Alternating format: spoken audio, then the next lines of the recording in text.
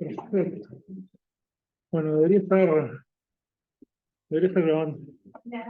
Bueno, perfecto. No le preguntaste si como si no le contestaba que grabara. No, no le pregunté. ¿No le molesta que grabe? No, No, ¿verdad? Porque es un protocolo. Mejor, así no tiene que seguir dando esta charla en todos lados y la difundimos y listo, Matías. Si queda muy borracho, no la subimos. Ahí va. Si no la dejamos con material. che, pero no me. Dejó de funcionar. Capaz le falta el foco. Ah, capaz que. ¿Verdad? No. No. Ah, Ahí sí. va. Está bien. Muy bien. Bueno, arrancamos. Empiezo nomás, ¿verdad? Sí, muchas gracias por venir. Yo voy a presentar. Muchas gracias. No le pido permiso de grabarlo, lo presenta. Bueno, un gusto estar acá y vamos a hablar de una introducción al modelo de red neuronal Transformer. Ahí va. Es el modelo que está atrás de ChatGPT. Capaz que alguien acá no sabe lo que es ChatGPT. Todos conocen ChatGPT, ¿verdad? El otro día me pasó, me llevé la sorpresa de que alguien no conocía ChatGPT y dije, pensé que todo el mundo ya lo conocía, pero no es tan así. Bueno, Transformer es el modelo de red neuronal que hay atrás de ChatGPT. Algunas referencias en las que está basada esta charla, esta charla en realidad está a su vez basada en una que vimos en el seminario interno de Lingo. Y bueno, las referencias principalmente son algunos cursos del grupo y el libro de Jurassic Martin, la tercera edición. Y para poder explicar qué es, o sea, vamos a hacer un recorrido hacia el Transformer, entonces para poder explicarlo empezamos con el concepto de modelo de lenguaje. En cualquier momento interrumpan, si algo no se entienda, pregunten. Bueno, un modelo de lenguaje tiene cualquiera de estas dos formas. Es la probabilidad de calcular, o sea, calcular la probabilidad de una tira, o dado un pasado, calcular la probabilidad del siguiente elemento. ¿Está bien? Que, bueno, justo es el seminario de probabilidad estadística, ustedes bien saben, estas dos cosas son equivalentes. Si uno puede calcular una, puede ir hacia la otra y viceversa.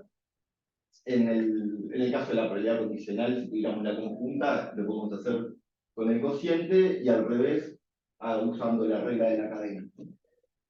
Comentario, perdón, Sí, capaz que lo que decís no saben es que son las W, son palabras. En este principio está abstracto, son secuencias, pero como estamos trabajando en texto, las W van a ser palabras o partes de palabras o letras, dependiendo cuál es la granularidad con la que trabajamos, pero trabajamos sobre secuencias, ¿verdad? En el lenguaje las secuencias, por donde las miremos, tenemos secuencias de palabras, también hay una secuencialización en el sonido, como que en el lenguaje las secuencias son fuertes. Y estas dos formas de ver a un modelo de lenguaje tienen dos aplicaciones distintas desde el lado del procesamiento del lenguaje natural. Por un lado, nos sirven para filtrar, o sea, si en una tarea tenemos varios candidatos, como podemos calcular la probabilidad de una tira, en el primero de los casos, en la probabilidad conjunta, nos va a poder filtrar candidatos, elegir qué candidato es mejor o más, que suena mejor en el lenguaje. Imagínense una tarea de traducción, tenemos nuestra oración en el lenguaje de origen. En el lenguaje de origen tenemos varios candidatos de traducción para el lenguaje de destino, nos va a poder permitir elegir uno de ellos. En el caso El máximo a posteriori. Exacto. Y en el caso de la probabilidad condicionada, o sea, de generar el siguiente elemento, lo que podemos hacer es generar, ¿verdad? Porque partimos de un prefijo, generamos el siguiente elemento, después el siguiente, y así iterativamente podemos generar oraciones. Nosotros nos vamos a centrar, ya vemos en la capacidad generativa de ChatGPT, o sea que nos vamos a centrar en este segundo punto, en esta segunda forma de modelo de lenguaje.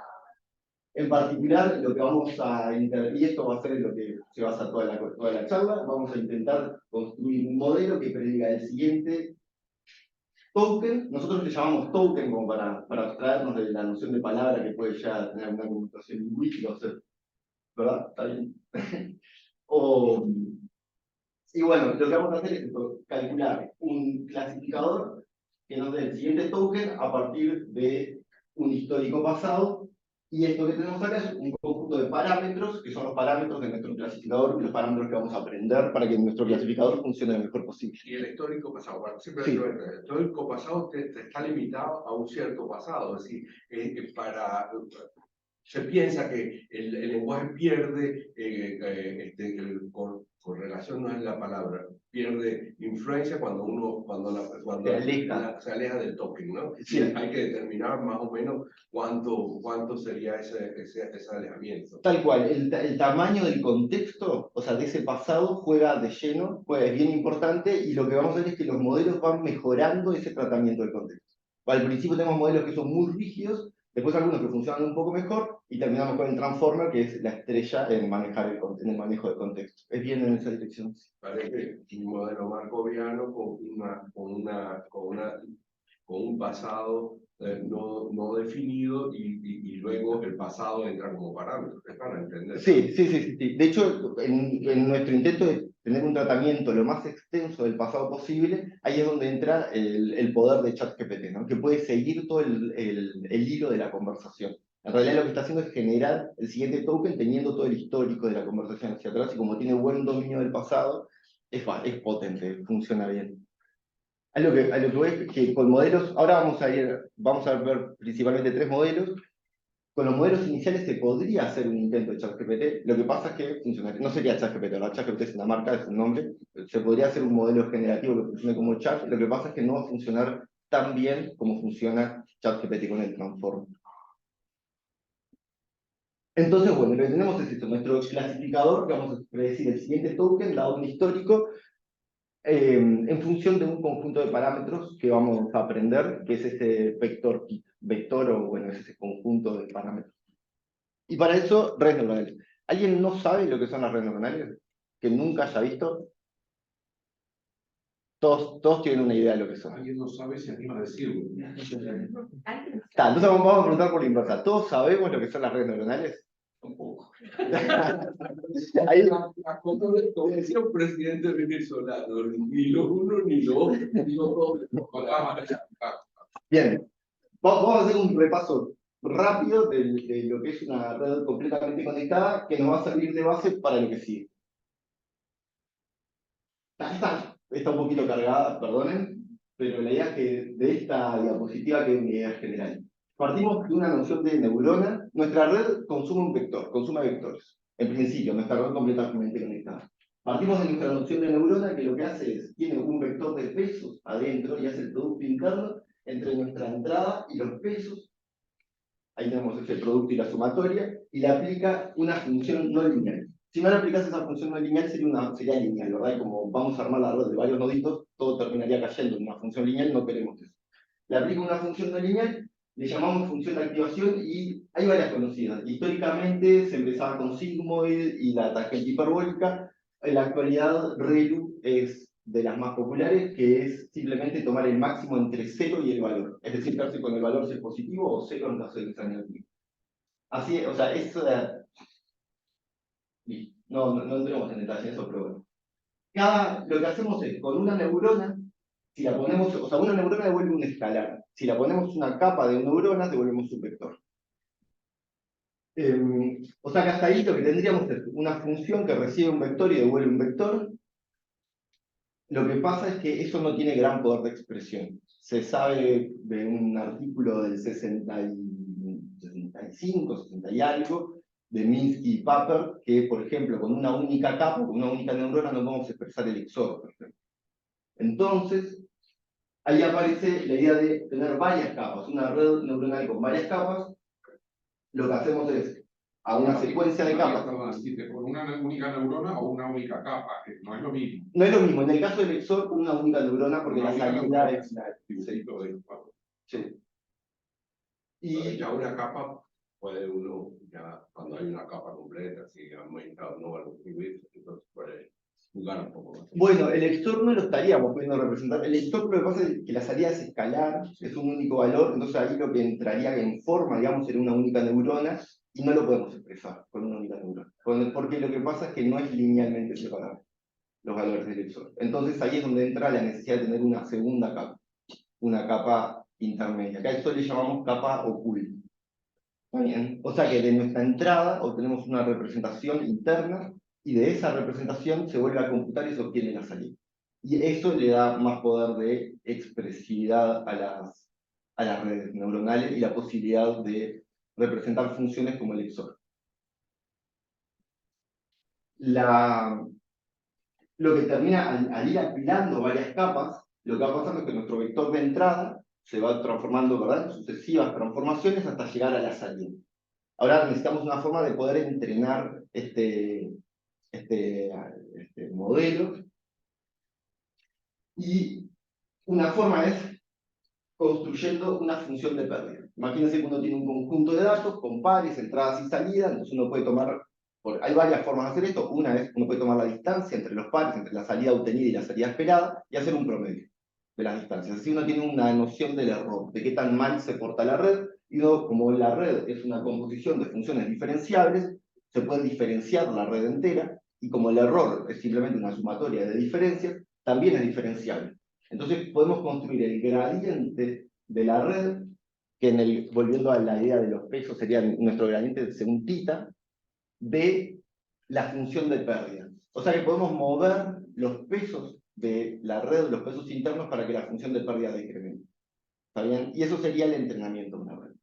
Esto, como la charla es un poquito corta, son unos 30-50 minutos, la idea esto es una introducción rápida y que la idea para poder llegar al transformer. Pero cualquier pregunta que tengan en este punto es importante para lo que sigue. Sobre todo para si alguien lo está viendo por primera vez, es por eso que esté un poco en el aire.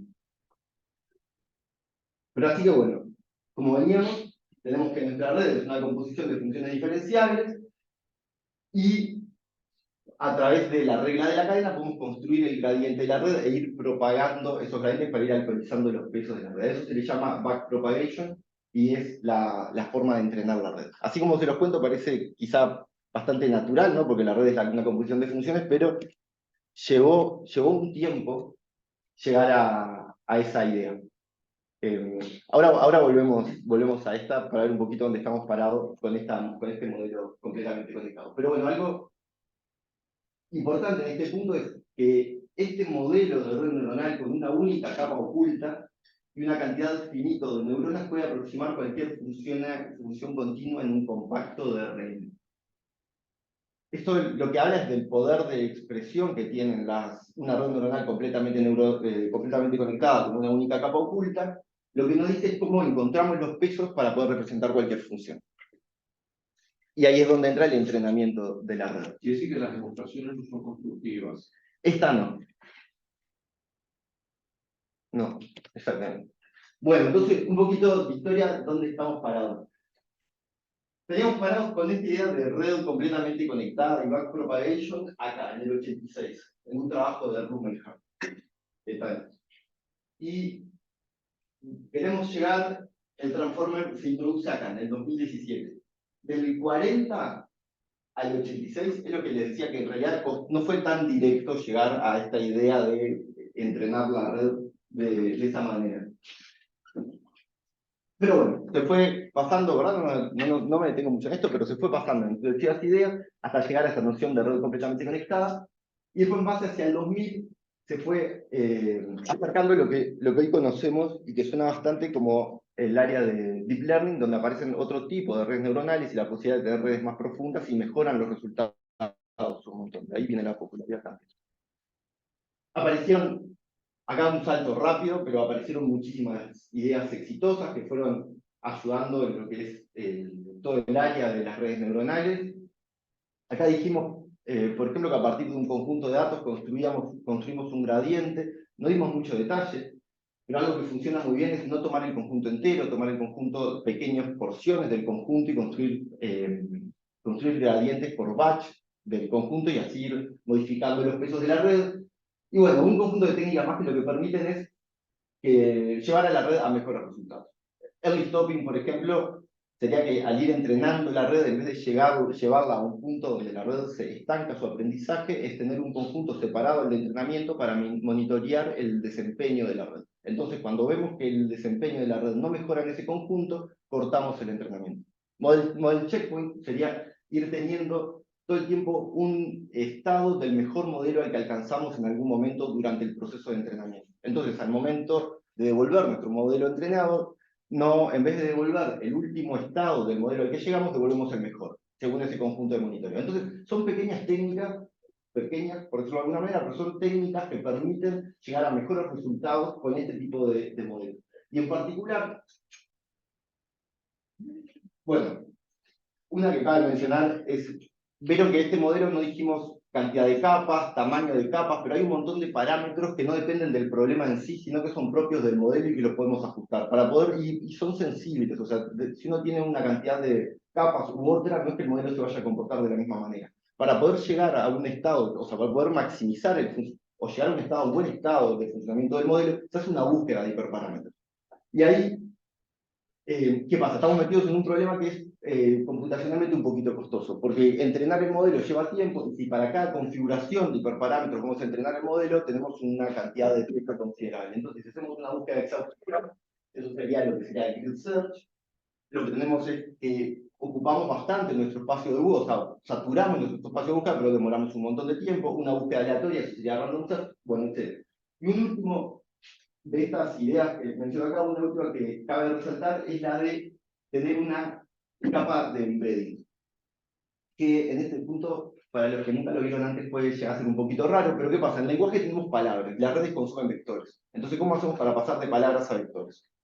Una forma es tener un conjunto de vectores que los inicializamos randómicamente y las palabras las convertimos en índices. Entonces tenemos tantos vectores como palabras. Si tenemos un vocabulario de 30.000 palabras, eso sale de nuestro dato de entrenamiento, tendríamos una matriz con 30.000 vectores inicializados aleatoriamente. Al momento de entrenar la red, lo que hacemos es, cuando viene una palabra, le pasamos ese vector, pero no se lo pasamos como una entrada, sino que se lo pasamos como un vector de pesos que va a ser ajustado durante el entrenamiento también. Lo que pasa es que al final del entrenamiento, en ese conjunto, en esos vectores que teníamos por cada una de las palabras, empezamos a tener representaciones que son ricas, que tienen sentido. Por ejemplo, palabras con significados similares empiezan a acercarse. ¿Está bien? Dije capaz que muchas palabras para el que no está interiorizado, pero... Y eso está demostrado, digamos, Sí, sí, es sí. más allá que práctico, porque el práctico me parece magia, pero digo, se puede demostrar por alguna técnica combinatoria que eso es cierto. O sea, lo que se ve es en el uso, que por ejemplo, se pueden visualizar estas representaciones y efectivamente uno ve que las palabras parecidas tienden a estar cerca y las que son distintas tienden a alejarse, incluso como campos de palabra. Por ejemplo, uno tendría tipo, los meses cerca o animales, países. A cada palabra hay un vector numérico. A cada palabra un vector numérico. Ahí Sí, ese es brutal. vector lo elegís para que los vectores cerca, palabras parecidas. Sí, exacto. Pero eso se va haciendo con el entrenamiento. Sí. No es que yo decido, este es vaca y esta no, sino No, mi entrenamiento es el que me da al final la clasificación. Y el que lo vuelve rico, es impresionante. Y el que lo vuelve rico. Y esta idea detrás está hoy en día en todos los modelos. ¿Qué pérdida usas? ¿Cómo partís para decir que Es muy buena la pregunta. Una forma es el modelo de lenguaje. La idea inicial de la que partimos de predecir la siguiente palabra, texto tenemos muchísimo, entonces esa tarea de predecir la siguiente palabra estamos bien parados, tenemos muchos datos para poder construir, para poder entrenar, y lo que termina pasando es que al final, además de nuestro modelo ser bueno en predecir la siguiente palabra, tenemos representaciones distribuidas de las palabras, representaciones vectoriales de las palabras, que nos pueden servir para otro tipo de tareas. En este caso, serían representaciones descontextualizadas, ¿verdad? Para cada palabra tenemos una representación independientemente de su uso, del contexto en el que está siendo usada esa palabra en este momento. Después, más adelante, vamos a dejar por lo menos la idea de que también hay representaciones contextualizadas, representaciones adentro del contexto. Vieron que usamos una misma palabra en distintos contextos y en definitiva son hasta diferentes palabras, ¿no? Un ejemplo típico es la palabra banco. Tenemos bancos para sentarnos, bancos de dinero. Siempre la cercanía. Ay, capaz que falta el concepto o sea, ¿de dónde surgen esos vectores? De todos los contextos en los que aparece una misma palabra en un corpus enorme. Sí, como A partir de todas las palabras con las que se combina una palabra en un texto, en una cantidad muy, muy grande de texto, es que se empiezan a computar esos vectores. Claro. O sea, de fondo hay lo que se llama la hipótesis de la distribucionalidad, que lo que dice es palabras que ocurren en contextos similares tienden a tener significados similares. Entonces acá lo que está pasando es que las palabras indirectamente se está llegando a eso.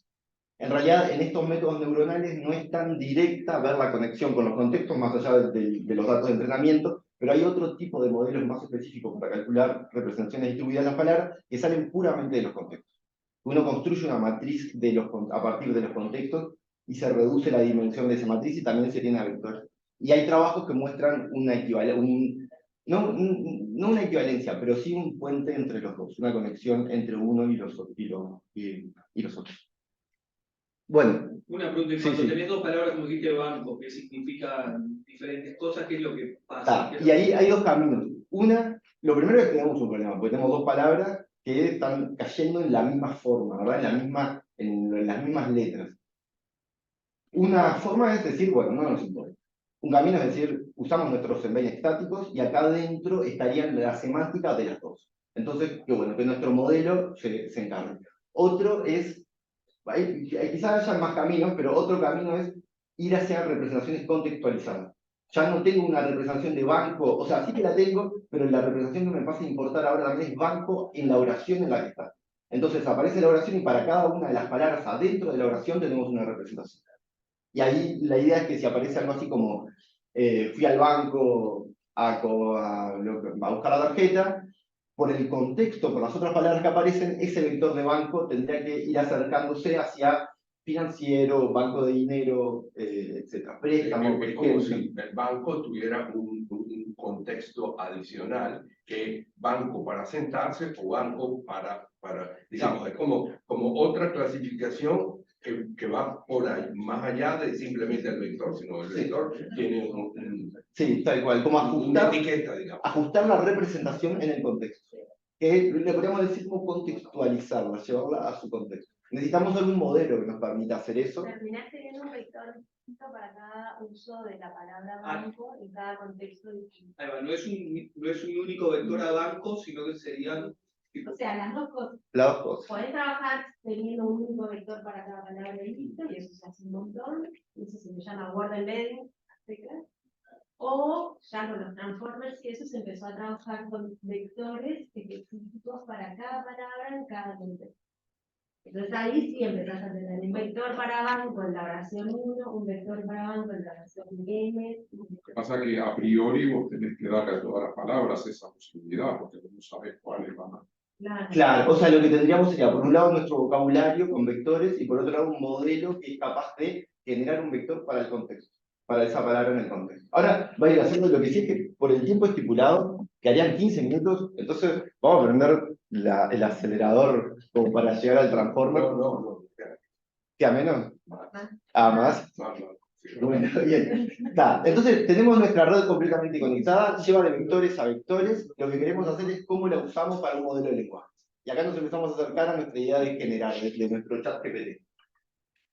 Una forma es esta. Nos tomamos un contexto finito, ¿verdad? Nos tomamos, por ejemplo, 10 palabras, 5 palabras, un contexto de un tamaño fijo, porque nuestra red recibe un vector de tamaño fijo, las dimensiones está todo determinado, entonces nos tomamos un contexto de tamaño fijo y a partir de ese lo concatenamos y a partir de ese vector tratamos de predecir cuál es la siguiente palabra.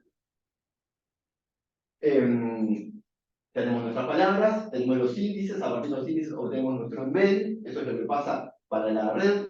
Esto es una matriz, más que una matriz es una capa, es una matriz con la función de no de linealidad. Porque vieron que algo que pasa es que las neuronas, cada neurona es un vector, producto interno por la entrada, entonces tenemos sucesivos productos internos, podemos abstraerla como una matriz. Entonces la capa la tenemos producto interno, vector matriz, eso en la GPU se hace más rápido.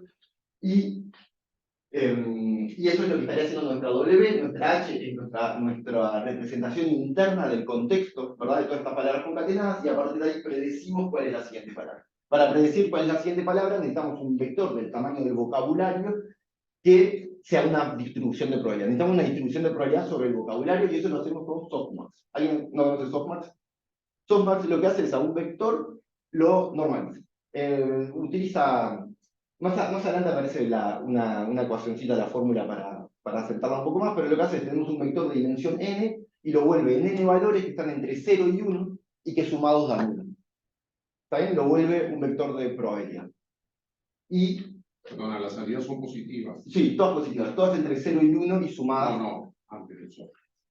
No, antes de softmax son vectores reales. Pueden ser positivos o negativos. Lo que pasa es que se utiliza se hace la E elevado a la A y se hace, o sea, y la normalización que hay ahí para poder manejar todo el espacio de los reales. Bueno, bien, entonces, así tenemos nuestro primer modelo de lenguaje con una red completamente conectada. ¿Problemas?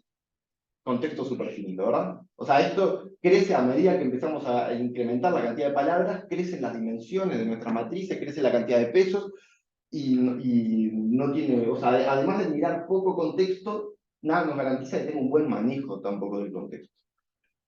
Es como, se dan cuenta que es como rígido en el contexto, tiene rigidez en el contexto. O sea, esta posición va a estar siempre reservada para las palabras que ven en esta posición. No quiere decir que no funcione bien igual, o que ya empiece a dar algo. Ya empieza a dar algo, pero el contexto que mira es muy cortito. Bueno, bien. O sea, acá estamos bien centrados a modelo de lenguaje, ¿no? A tratar de predecir la siguiente palabra. Esto de por sí ya en procesamiento de texto ya empieza a tener alguna utilidad. ¿Se dan cuenta? De repente si uno quiere etiquetar partes de la secuencia o quiere etiquetar secuencias. Para etiquetar secuencias más o menos, pero...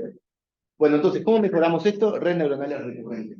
La idea es, ahora nos movemos de modelo, vamos a ir consumiendo la secuencia símbolo a símbolo, entonces necesitamos una idea de memoria. Esto lo hacemos con un estado de recurrencia que va a estar retroalimentando a la red. ¿Está bien? Partimos de nuestro token inicial, un estado inicial, lo consumimos, eso nos genera un estado H1, se lo volvemos a pasar con el siguiente token, y así vamos consumiendo la secuencia. Lo que podemos decir es que nuestro estado recurrente que se va pasando entre invocación e invocación, va llevando una noción del pasado de ejecución, ¿verdad? De lo que vamos ejecutando. Las ideas iniciales de redes recurrentes ya tienen bastantes años, desde el 90, y lo que pasa con nuestra red es que al ejecutar toda la secuencia, este estado va generando, es una composición, ¿verdad? Entonces ahora también la podemos derivar y lo que hacemos es la regla de la cadena, pero no solamente en las capas de la red, sino en el tiempo. Es en cada una de las ejecuciones. Entonces se le llama backpropagation a través del tiempo, y bueno, y tenemos nuestro modelo recurrente que también nos permite construir modelos de lenguaje. Lo de teacher forcing y wait time, no, por ahora lo ignoramos, no importa, pero son detalles.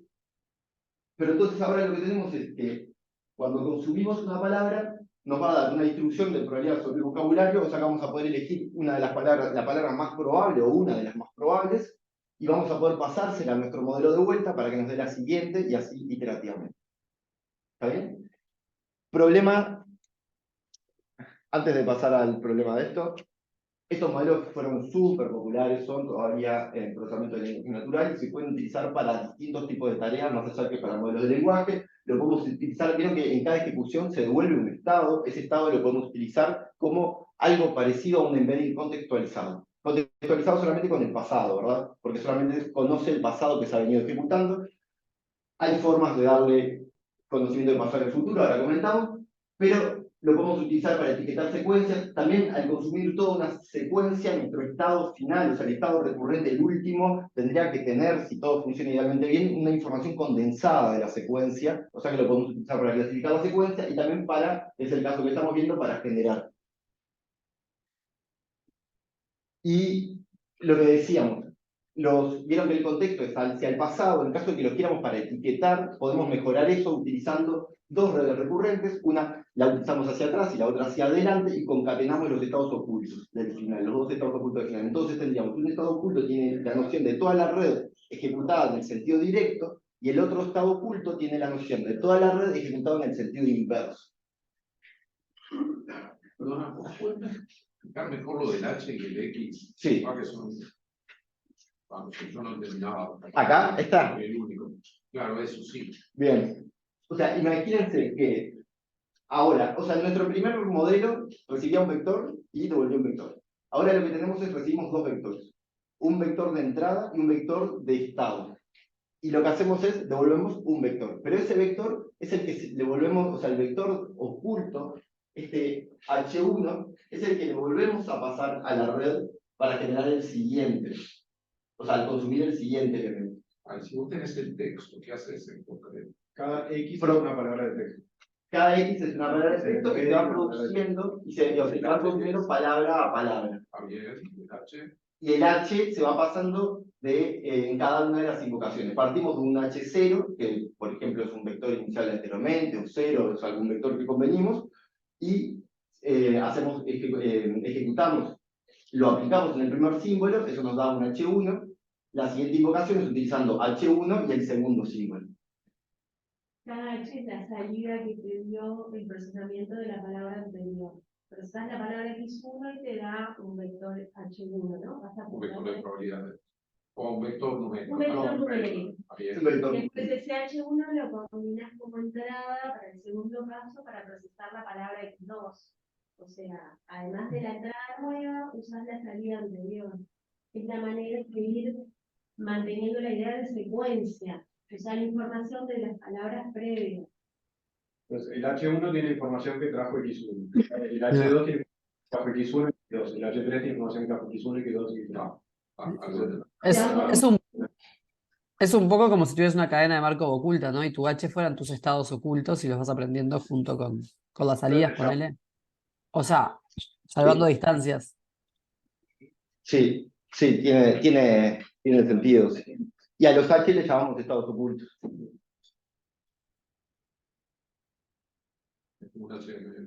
Gracias, Mike. Adelante, dale. ¿Seguimos nomás? ¿Se entiende más o menos?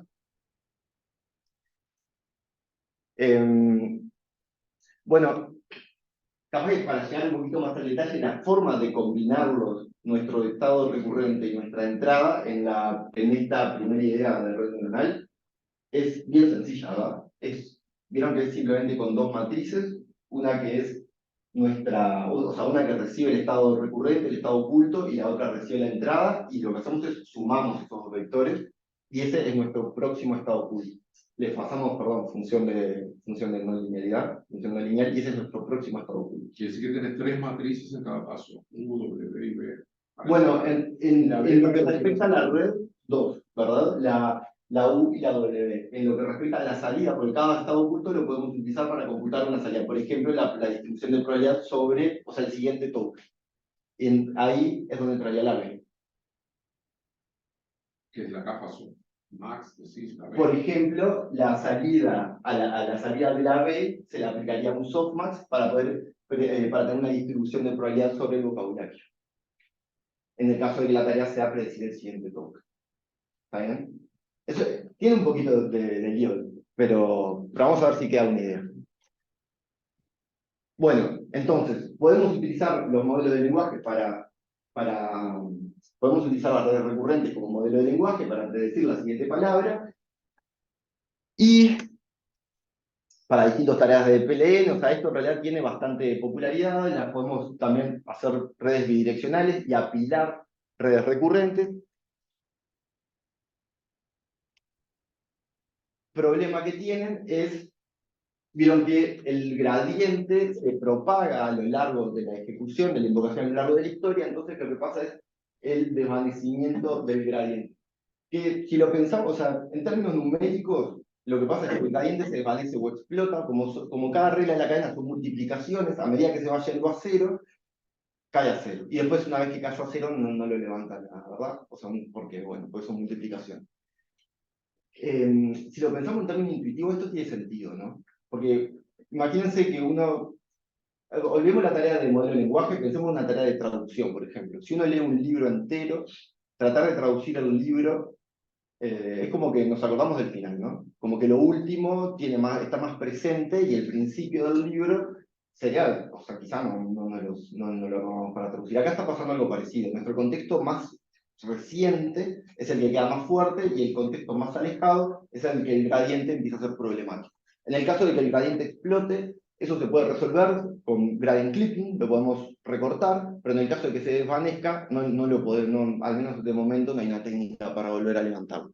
Lo que sí aparecieron son refactorizaciones de nuestra capa recurrente, y ahí aparece una familia, por ejemplo el STM y las GRU, que en poquitas palabras lo que hacen es la refactorizan de una manera que es más amigable para el gradiente. Entonces permiten tener un manejo de contexto más alejado. Y pasaron a ser el estado del arte durante un tiempo, pasaron a ser lo que funcionaba mejor, hasta que aparece, o sea, si bien esto mejora, no es perfecto, también le sigue, o sea, mejora las condiciones, pero no es perfecto. Por ejemplo, si uno tiene un contexto muy largo, al principio sigue estando en una situación de desventaja.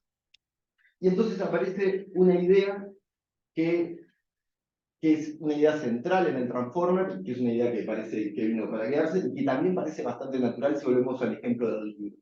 Imagínense que queremos traducir un libro, y leemos todo el libro, nos vamos a acordar más del final. Ahora, si tenemos el libro a nuestra disposición, y podemos volver hacia el principio de vuelta, y podemos movernos en el libro, eso nos va a resultar útil para poder traducirlo. Acá la idea va bien en la misma dirección. Nuestro error recurrente genera una sucesión de estados ocultos. Estábamos haciendo todo a partir del último. Bueno, ¿qué pasa si en vez de utilizar el último, utilizamos una combinación de los estados? Entonces algunos van a tener más fuerza que otros. ¿Cómo hacemos esa combinación? Con nuestro software. O sea, software, si nosotros decimos vamos a combinar, vamos a tener en cuenta cada estado, tendríamos un vector, podríamos construir un vector de K elementos y aplicar softmax. Entonces tendríamos un promedio ponderado de nuestros K estados. Los que tengan el valor más alto serían los estados a los que estamos prestando más atención, los que tengan valores más bajos a los que estamos prestando menos atención. Entonces ahora, al momento de por ejemplo, volviendo al ejemplo de traducción, tenemos nuestra entrada, empezamos a traducir a partir de nuestra entrada. Al principio de la traducción vamos a estar prestando atención a los primeros estados. A medida que avanzamos, vamos a ir moviendo la atención hacia nuestros estados del final, que es efectivamente las palabras que estamos mirando para traducir. ¿Cómo hacemos esto? Bueno, para dejar una intuición de cómo hacemos esto, tenemos, justo en este trabajo lo que utiliza es una red bidireccional, no es una red recurrente, pero dejamos los detalles. Imagínense, tenemos nuestra red, la slide que viene a continuación va a ser más fácil, ahí va. Imagínense, tenemos nuestra entrada, creo que acá está enmarcado una arquitectura de coder-decoder, no tenemos por qué caer mucho sobre eso. Básicamente es que tenemos nuestra entrada, la codificamos y a partir de ahí empezamos a generar. Por ejemplo, para caer en un caso como traducción, vendría bien, pero es un tipo de arquitectura bastante general. Muchos problemas lo podemos encasillar en. Pero bueno, básicamente tenemos nuestra entrada, nuestra red recurrente. Cada ejecución de la entrada, del elemento de la entrada, da un estado oculto. Serían estos H, supra E, sub I. Entonces, al momento de generar, ¿qué hacemos? Con nuestro estado oculto del token que acabamos de procesar, obtenemos los pesos de la atención. O sea, lo que acabamos de procesar nos dice a qué le va a prestar atención. Y con esos pesos hacemos el promedio de los estados ocultos y construimos lo que sería nuestro vector de contexto, que ese es el estado efectivo que le pasamos a la red recurrente para, que sería este grafiquito que trata de hacer, no, perdón, es esta línea desde la C, para generar el siguiente token. ¿Está bien? O sea, básicamente modificamos nuestra red recurrente para que cada estado, en función de tener solamente el estado anterior, tiene una composición lineal de los estados, sí, está bien, es lineal, pero una composición lineal, más bien un promedio ponderado de los estados anteriores, en función de lo que está generando. ¿Está bien? Ya no nos estamos apoyando en el último. Ahora, ¿cómo se generan los coeficientes de esa ponderación? Explicaste, pero puedo repetir. Ahí va, se generan a partir del estado anterior y softmax. Y lo que es brutal de todo esto, al menos a mí me parece sorprendente, es que el valor de esos coeficientes surge del entrenamiento. O sea, el propio modelo aprende a qué prestarle atención mientras se va entrenando. Y estos pesos uno los puede visualizar. O sea que, por ejemplo, volviendo en el ejemplo de la tarea de traducción, o si queremos, por ejemplo, podemos ir ya hacia ChatGPT, hacia un modelo de texto generativo a partir de un prefijo. ¿Qué es lo que estaría pasando? Al momento de generar cada valor, tenemos nuestros pesos de atención, entonces podemos visualizar qué parte, o sea, podemos, por ejemplo, gráficamente pintar en la tira qué partes están más presentes en lo próximo que se genera. Entonces uno puede visualizar el modelo qué tan coherente está haciendo lo que está haciendo. ¿Se entiende? Porque los pesos son valores entre 0 y 1, entonces estaríamos viendo efectivamente a qué parte de la historia le está prestando más atención. Y eso también se entrena. Eso se entrena, estos pesos Quiere se decir que entrenan. tenés un espacio de parámetros. El espacio de parámetros es grande. Lo que es brutal de esto es que se entrena de una manera que la supervisión no es directa. Porque uno no le está diciendo, para generar esto, prestar atención a esto. Uno le está diciendo, para generar, o sea, uno le está dando ejemplos de, por ejemplo, oración en un idioma y oración en otro, o siguiente token. El siguiente token que sale de esto es este. ¿Por qué? Porque lo tengo en el texto. Entonces, todo el valor de los pesos internos surge como un efecto del entrenamiento. No se le está dando una supervisión explícita. Es decir, para generar este token, miro este. ¿Se entiende lo que? Por ejemplo, los idiomas donde se cambia el orden de las palabras, la gramática, todo eso te da como distintas. Perfecto. En alemán vos decís esto, no. Meine, ni al final, bueno. Tal cual. ¿Eh? Tal cual. En las tareas de traducción es bien útil ver los pesos de la atención, porque ahí uno ve efectivamente que para traducir determinada palabra está mirando otra y no necesariamente algo lineal en el orden, porque cambia el orden de las palabras. Sí. De hecho, vieron que este concepto de atención que Ese es nace... el artículo Attention is what you need. No, este es uno previo de 2014 que introduce la idea de atención, y Attention is what you need agarra esta idea y la exprime, que ahora vamos a caer en él. Pero algo que es, o sea, ten en cuenta que estos primeros trabajos de atención vienen del lado de la traducción automática, y no tanto del lado de los chats. Esto fue como un efecto que surgió después, una aplicación. Bueno, entonces, ahora que tenemos una noción de lo que son nuestras redes completamente conectadas, red recurrente, que hay variantes de la red recurrente como la LSTM y las GRU para mejorar el tratamiento del contexto, y la atención, y el concepto de atención, tenemos todo agarrado entre pinzas, se nos sacó mucho Skype, pero ahora que tenemos todos estos conceptos, estamos más o menos parados para entender el transforme. Así que, acá vamos. En el 2017 aparece este artículo que cambió, bueno, o sea, sí, que realmente cambió, que cambió como venía la cosa. Casi todo sobre Google. Sí, sí, sí, sí. Todo Google, ¿eh? No, hay Gmail, Google, Google, Sí, menos un par de la Universidad de Toronto. Google Brain, Google Research. ¿Y una simplificación? Sí. Que trabaja en la casa.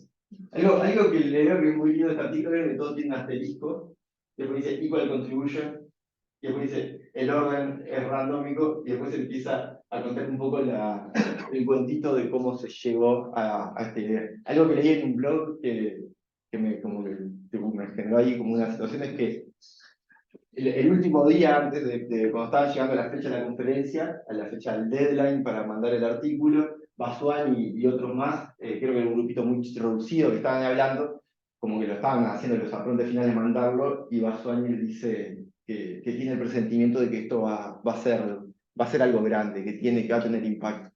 Yo creo que ni se imaginó el impacto brutal que terminó teniendo, que bueno. ¿Qué diferencia entre Google Research y Google Brain? Los Yo no sé, Luis Ariela. Es interesante eso que dicen, que acabas de comentar, porque yo cuando evalúo en la ANI para los matemáticos tenemos la costumbre de escribir en orden alfabético. Y los químicos se mueren cuando tú le dices a un químico, no, pero los matemáticos escriben en orden alfabético. Pero ¿quién contribuyó más? Bueno, pero ¿qué voy a saber yo si está en orden alfabético? Está bueno. Podría ser, ahora me voy a basar en el random de ChatGPT. En vez del alfabeto, en vez del alfabético. Bueno, nos tenemos un momentito de after, que ahora son todas cosas que más o menos tendríamos que entender. Traduciéndolo más o menos, lo que dice es que los modelos de transducción de secuencias vienen siendo dominados por redes recurrentes o redes convolucionales. Las convolucionales no llegamos a hablar de ellos, pero de repente alguien que venga aprendiendo imágenes las conoce y también se pueden aplicar en lenguaje. No fueron tan populares como las recurrentes, pero también hay muchos trabajos que aplican convolucionales. Y lo que tenemos es que los modelos que funcionan mejor, lo que hacen es conectan un encoder y un decoder a través de un mecanismo de atención. Ese es el trabajo que comentamos recién de Badalaú 2014. Y acá empieza la magia. Proponemos un nuevo, simple red o sea, arquitectura de red neuronal, el Transformer, que está basado solamente en atención. O sea, ya no tenemos recurrencias ni convoluciones. Ah, bueno, es lo que decía. Los experimentos en 2 tareas de Machine Translation, de traducción automática, muestran que estos modelos son superiores en calidad, o sea, llegan a mejores resultados, mientras que son completamente paralelizables. También dicen que la arquitectura es simple. Entonces, si les pareció complicado lo que venía hasta ahora, esto es como 2 órdenes de magnitud. Sí, lo de simple, complicado es relativo. Este artículo lo muestra bien, pero terminé de leerlo y me hizo, porque realmente como que el cambio es brutal, o sea, no hay recurrencia, no hay convolución, hay... Lo que tiene son los estados H, esos ocultos, y atención, que son los coeficientes. No tiene los estados H. ¿No? O sea, de hecho, ahí está la pregunta, ¿cómo nos sacamos de arriba la recurrencia? Porque la atención está sobre los estados de la recurrencia. Y ahora que de alguna manera ya no hay recurrencia. Entonces, a ver... La recurrencia Perdona, hace que todo se vuelva cada vez más costoso, cada vez más costoso, y vos no podés hacer una red que tome un contexto gigante para atrás, si para cada paso tenés que haber procesado el anterior y todo. Además de que se desvanece el gradiente.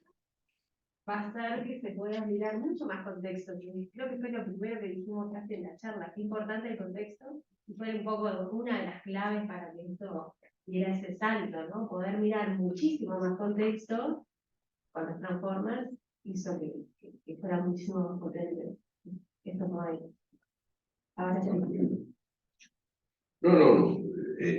La idea que tenemos los matemáticos de la recurrencia es que la recurrencia te lleva con una noción de logodicidad hacia un punto que es el que estás buscando digamos, que minimiza, maximiza cualquier cosa. Pero si al mismo tiempo la dentro se va haciendo cero, llegas a cero igual cero, digamos. La recurrencia se te disuelve en que el gradiente, que es el que te ha ayudado, se te fue. Se terminó yendo, tal cual. Como que te quedaría, lo que está haciendo el gradiente, según como lo entiendo, es acortar el contexto, dándole un fin al contexto, tarde o temprano. O sea, está atando o sea, está atando nuestra consideración del contexto a su lejanía, ¿no? Porque tarde o temprano, si estamos multiplicando por cosas que se van achicando, en algún momento va a llegar a cero. Bueno, entonces, acá, ¿qué es lo que hacen? ¿Cómo surge esta idea de sin recurrencia y sin convoluciones construir el transformer? Recurrencias son los H's. Sí, los H que se van pasando de invocación en invocación. Va muy bien, Claro, porque en nuestra red completamente conectada uno consume la entrada y obtiene un estado oculto, pero no es recurrente. Es un estado oculto a partir de la entrada, es un estado que no es la salida, ¿verdad? Que es un estado que eventualmente es procesado nuevamente para llegar a la salida. En este caso, lo que tenemos es nuestra secuencia de entrada y vamos a tener una secuencia de salida. O sea que ya empieza a pasar algo parecido a vectores contextualizados, ¿no? Porque ahora partimos de una secuencia de vectores y tenemos una nueva secuencia de vectores, pero cada vector I tiene conocimiento de sí mismo hacia atrás. ¿Está bien? O sea que es parecido a una red recurrente, pero en vez de tener esa ejecución secuencial, lo que hacemos es, cada uno mira hasta sí mismo, ¿verdad? O sea, I sub I mira desde I sub I hasta I sub 0. ¿Está bien? Hasta el principio. Bien, ¿cómo hacemos esto? Acá tenemos 3 proyecciones. Q, K y B. Q por query, K por key y B por value. O sea que lo que vamos a tener, y además tenemos un elemento I sub I, que es nuestro elemento que estamos procesando, y, o sea, es nuestra salida, ¿verdad? Y tenemos un conjunto de X sub I, que son nuestras entradas. ¿Está bien? Lo que hacemos es proyectamos todas las entradas según esas tres proyecciones. Proyectamos a Q, o sea, por cada X sub I tenemos un Q sub I, por cada tenemos un K sub I y un B sub I. ¿Está bien? ¿A qué correspondía la Q? ¿Era QL? Query, key y value. Vale. Entonces, lo que necesitamos es construir nuestros pesos de atención. Antes estaban saliendo del estado oculto de lo que íbamos a procesar. O sea, y de los estados que teníamos para elegir, de los estados de nuestra entrada. Acá lo que hacemos es, a nuestra Q sub I, que es el elemento que vamos a procesar, construimos su peso multiplicándolo por los K sub J. ¿Está bien? O sea, el peso del propio elemento sería Q sub I por K sub I, y de ahí hacia atrás los scores de los elementos anteriores. Estos valores no están, o sea, estos vectores están en los reales, ¿verdad? Su producto interno nomás. Entonces lo que hacemos es los normalizamos para que funcione como atención con softmax, ¿verdad? Acá aparece de nuevo nuestra función soft. Yo digo, nuestra es de ellos, es como una forma de cariñosa decir. Pero bueno, en fin, acá aparece de nuevo. O sea, lo que hacemos es los llevamos a un promedio ponderado con softmax. Y efectivamente ejecutamos, o sea, hacemos ese promedio ponderado, pero con los B. O sea, de alguna manera lo desarmamos nuestro estado oculto. Antes nuestro estado oculto era lo que usábamos también como B para construir la salida. Ahora lo separamos. Tenemos por un lado la Q, por otro lado la K y por otro lado la B. Con la Q y la K construimos los pesos y hacemos el promedio de las Bs. Y ese es nuestro estado original. Pero parece mágico. Es brutal. Y tenés que entrenar esas tres matrices. Y ahí están los pesos, esas tres. Pero, ¿qué es lo que está pasando? Ahora, antes, para tener la salida de nuestro paso I sub K, teníamos que ejecutar K pasos. Ahora los podemos ejecutar los K concurrentes. Porque cada uno lo que hace es proyecta las tres matrices, calcula los scores, y a partir de ahí se calcula el I. Porque una cosa que es importante, que me parece que tiene que ver con esto, es que el texto no tiene un pasado, que como uno diría, el texto está, es decir, hay futuro y pasado están mezclados. Entonces, eso hace que una recurrencia que va avanzando en el tiempo no tiene sentido porque tú conoces el texto para adelante y para atrás de alguna forma, y eso es lo que parecería que juega un papel. Sí. Tiene mucho, sobre todo en el caso del ChatGPT, lo que hace es predice a partir de cierto punto.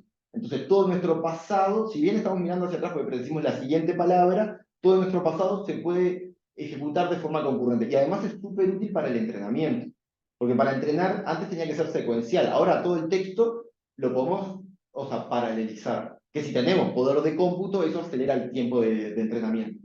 Lo que obviamente lo que está acelerando también es el flujo de dinero, ¿no? Tipo, porque ahora estamos teniendo 100 GPUs para que eso se entrene lo más rápido posible o sea, no es que se disminuya, habría que ver la relación en costo, si efectivamente es más barato entrenarlo, lo que es más rápido. Pero necesitamos más, o sea, paralizamos más rápido. Un VLSI dedicado, por ejemplo, puede pensar en un supercomputador con VLSI, ahí ya no me importa, pues si vengo el texto completo, el texto chiquito, porque es decir, podrías tener un computador dedicado, que es lo que debe tener ellos. Claro. Sí. Bueno, entonces, tenemos nuestra Q, K y B. Y lo que termina pasando es, por ejemplo, para computar, un ejemplo con un grafito, para computar I sub 3, tenemos nuestra X1, X2, X3, tenemos las tres proyecciones, QKB, en cada uno de los casos, y lo que hacemos es, la Q de X3 se multiplica por las 3K. ¿Lo ven? Acá tenemos nuestra Q, y tenemos las 3K. Esos son los tres scores, son estas tres cajitas verdes, que al pasar por softmax, lo convertimos en valores entre 0 y 1. Lo que hacemos cada uno de esos valores, lo multiplicamos recién ahí, en ese punto, por las B. Y luego sumamos. Termina siendo una cuenta matemática nomás, ¿no? O sea, termina siendo una cuenta de vectores. La magia está en cómo está armada esa cuenta, y en esta noción de atrás de atención. Que en realidad, para llegar, o sea, parece bien intuitivo, pero para llegar a esa noción de atención tuvo que pasar por las recurrentes, casi como un paso de creación, ¿no? Como que surge la noción de atención a partir de las recurrentes, y después viene alguien y dice, sacamos las recurrencias y tenemos el transformer. Fue como un paso creativo, ¿no? Como un paso que ayudó a que se llegue a ello. ¿Y cuánto vas para atrás? Es buenísima la pregunta, y ahí está uno de los poderes del transformer. O sea, cuando uno ve, por ejemplo, GPT tanto, en general dicen qué tanto contexto abarca. Y esa es la cantidad de bloques que se están teniendo en cuenta en concurrente que se están ejecutando del transformer. Es un poco el K del inicio. Es el tamaño del contexto. ¿Qué nos pasaba? En el caso de una recurrente no teníamos control de él. O sea, en el caso de una recurrente estaba del lado del gradiente. Y ahora ya tenemos un control más explícito del contexto. Pero más contexto, más cómputo, ¿no? Porque lo que pasa es, vieron que, acá queda muy claro, ahí va, vieron que tenemos una matriz de pesos en función del valor que estamos computando y de nuestro histórico. Entonces, nuestro modelo es, o sea, el orden de ejecución de nuestro modelo es cuadrático en el tamaño del contexto. O sea que cuanto menos contexto es más eficiente y cuanto más contexto se va haciendo más ineficiente cuadráticamente. Más poderoso también porque va teniendo más consideración del contexto, pero más ineficiente.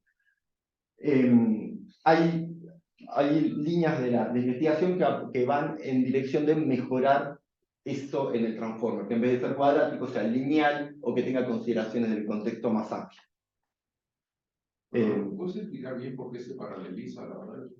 Bien, en el caso de una recurrente, lo que pasa es que, por ejemplo, para obtener la salida de X3, tenemos que antes haber ejecutado X1 y X2. En el caso del transformer, no. En el caso del transformer, calculamos en paralelo las tres proyecciones, los scores, el promedio. Calculas el Q, el K y el B en tres computadoras distintas. Pero puedes paralizar hasta ahí.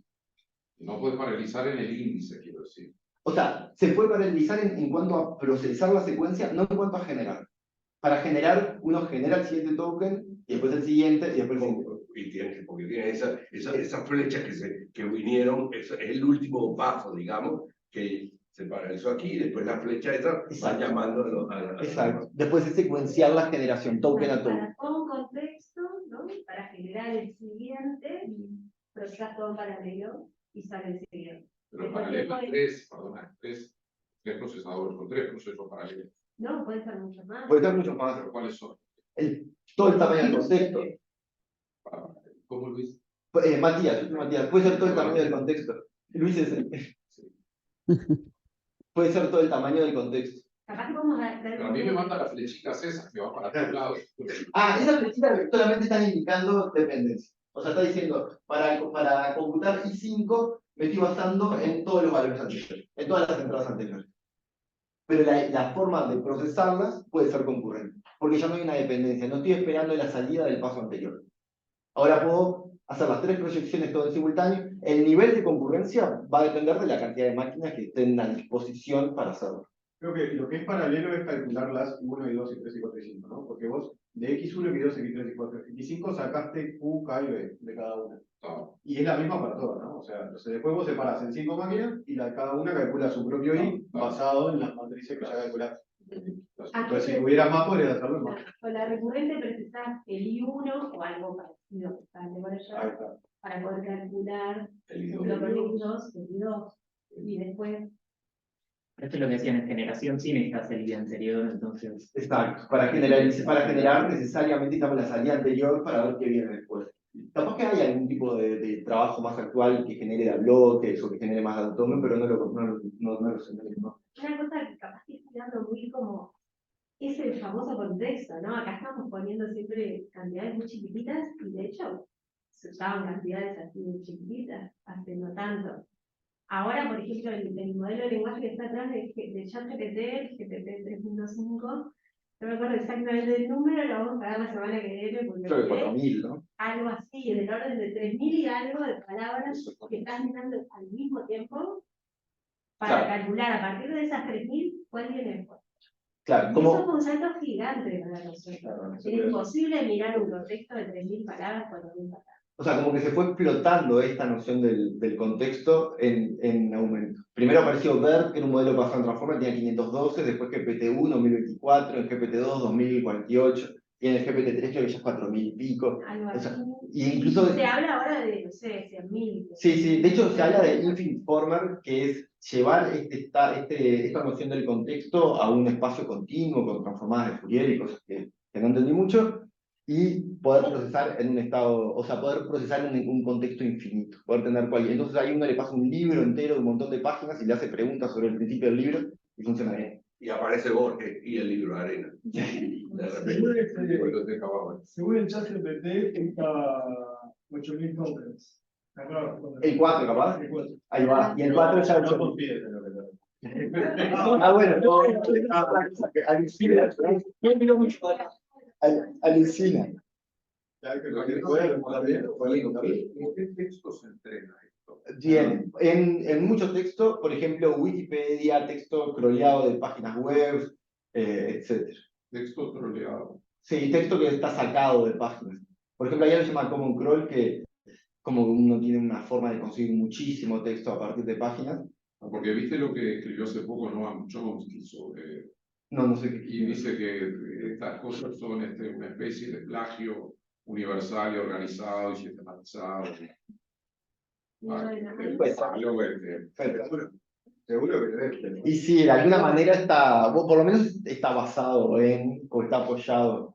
No, porque hay problemas de derecho de autor, digamos. Sí, O sea, sí. porque esto es mucho con esto de imágenes, ¿no? Que muchos artistas Se están- quejan porque tomaron sus imágenes para entrenarlo. Sí, y de repente con razón, ¿no? Porque uno si está del lado de entrenar quiere imágenes, pero si uno si es un artista quiere que por lo menos si se usan sus imágenes, no sé, algún tipo de... Bueno, vamos a ver si terminamos. El tiempo creo que ya nos pasamos, pero queda como un caminito hacia el final para llegar por lo menos a esta idea global del transformer. ¿Seguimos? ¿Terminamos? Bien. Bueno, entonces tenemos nuestra idea de self-attention. Esto se puede hacer en concurrente para toda la entrada. Y para paralelizarlo, lo que podemos hacer es ver nuestra proyección que veíamos inicialmente como un producto matriz-matriz. ¿Verdad? Tenemos toda nuestra entrada, lo multiplicamos y así tenemos toda nuestra entrada proyectada. Y esto es conveniente porque la GPU se ejecuta rápido.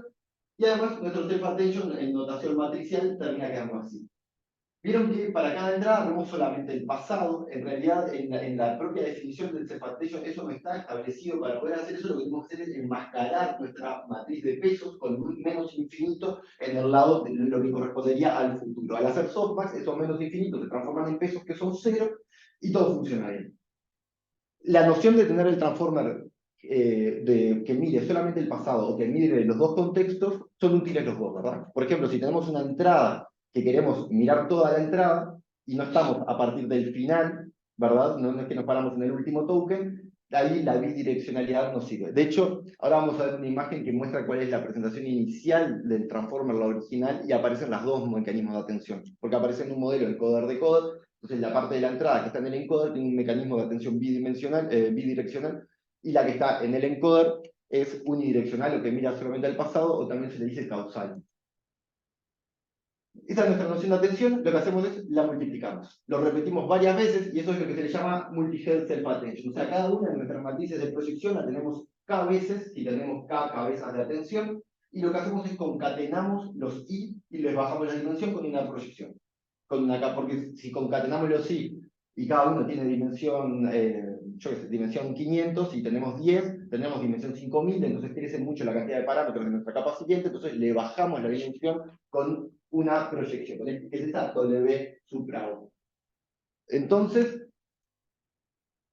tenemos nuestra entrada, tenemos secuencia de vectores de entrada, generamos una secuencia de vectores de salida que sale a partir de esta idea de self-attention, que la repetimos varias veces, que aparece varias veces repetida y es lo que le llamamos multi-head self-attention. Problemas, ventajas, es clarísima. Tenemos una forma de mirar toda la secuencia y ya no estamos ligados al gradiente en cuanto al contexto. Problemas, perdimos el orden.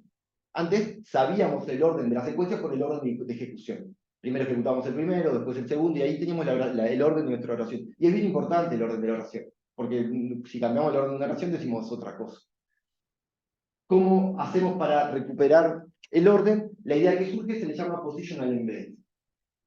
La solución es, acá, ¿qué pasa? Esto resulta un poco antinatural si lo pensamos en dimensiones chicas, pero tengan en cuenta que los vectores de dimensión grande se empieza, ya no hay una representación gráfica agradable que uno pueda de repente visualizar, pero empiezan a tener una noción de tener información adentro, como de poder representar información. Entonces la suma, si tenemos algo, dos vectores de dimensión alta, que uno representa una cosa y otro representa otra, al sumarlos, estaríamos representando, teniendo un poco de los dos. Por ejemplo, si tenemos nuestros embeddings, si tenemos una oración, algo que se hace simplemente en lenguaje natural es sumar todos los embeddings y así clasificar la oración. Perdemos el orden porque la suma conmuta, pero tenemos toda la información de todas las palabras condensadas en un único vector y a eso le podemos pasar a una red neuronal de las completamente conectadas con un SVM y eso funciona bastante bien. De hecho, para haber perdido el orden funciona sorprendentemente bien para la simpleza que tiene. Acá lo que hacemos es, a cada embedding de los que se entrenan al principio, le sumamos una etiqueta que habla del orden, que le está diciendo vos apareces en la posición 1. Después a otro le sumamos vos la posición 2, vos la posición 3. Entonces cada uno de esos vectores de etiqueta son positional embeddings. ¿Está bien? Entonces, seguimos teniendo nuestra noción de que podemos ejecutar todo concurrente porque no tenemos la recurrencia, le damos el orden a través de una etiqueta. Le decimos vos sos el primero, vos sos el segundo y se lo sumamos a los vectores. Y esto es lo que pasa al bloque de transform. Que todavía no vimos bien lo que es el bloque de transform, pero que ya lo vamos a ver. ¿Qué pasa? ¿De dónde lo sacamos a estos positional embeddings? Una primera forma es que puedan ser entrenados, ¿no? Partimos de la misma manera que teníamos word embeddings, ahora tenemos otro tipo de embedding que va a indicar la posición, o sea que va a ser siempre el mismo. ¿Qué va a cambiar entre uno y otro? Este va a cambiar en función de la palabra. Este otro es por la posición. La posición aparece en la primera palabra, este posiciona el embedding podrá ser ajustado durante el entrenamiento, pero va a estar en la posición. Problema, los que aparecen al principio van a aparecer en muchos ciclos de entrenamiento, y los que aparecen al final van a aparecer poco. ¿Se dan cuenta? Las oraciones todas tienen un principio, pero no todas tienen el mismo largo. Entonces, nuestra posición embedding, posición 1, 2, 3, tienen un montón de material para entrenar. Ahora, nuestra posición embedding de la posición 100, o por ejemplo, si el transformer tiene, bueno, no sé, las dimensiones que tiene, pero los últimos van a tener mucho menos material. A no ser que hagamos algo en nuestro entrenamiento que permita balancear eso, pero de forma natural tendrían menos material. Otra alternativa es que sean fijos. Esta idea capaz que en un principio rechina un poco, pero una manera intuitiva de verlo es, imagínense que tenemos una representación binaria con vectores binarios de los números del 0 al 15, y lo hacemos de la manera que es habitual en informática, ¿no? 000, 0001, ¿verdad? Todo así con la representación binaria.